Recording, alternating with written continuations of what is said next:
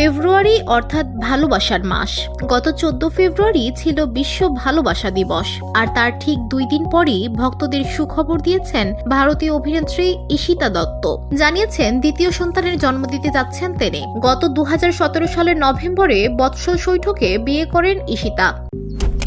Malaysian প্রযুক্তিতে তৈরি অত্যাধুনিক cleaning machine modern vacuum cleaner যে কোনো ধরনের ধুলো ময়লাকে পরিষ্কার করে ঘরকে করে তুলুন চকচকে ও আকর্ষণীয়। Modem, brand of luxury.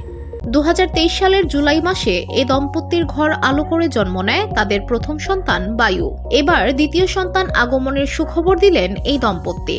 Ishita তার স্বামী বৎসলের সঙ্গে ইনস্টাগ্রামে একাধিক ছবি শেয়ার করেছেন, যার ক্যাপশনে ঈশিতা লিখেছেন, তোমাকে জানার 9 বছর, তোমাকে ভালোবাসার 8 বছর। আমরা তৈরি করেছি একটি ছোট্ট ভালোবাসা এবং শীঘ্রই আমাদের হৃদয়ে আবার পূর্ণতা পাবে।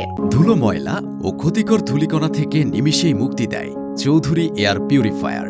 এর শক্তিশালী সাকশন ঘরের কোনায় কোনায় লুকিয়ে থাকা সকল ধুলা টেনে ফিল্টার করে এবং বের করে আনে নির্মল ও স্বাস্থ্যকর হাওয়া।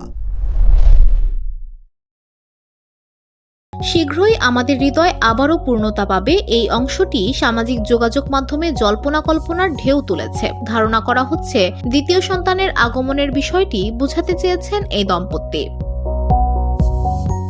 VOD Bangla news desk.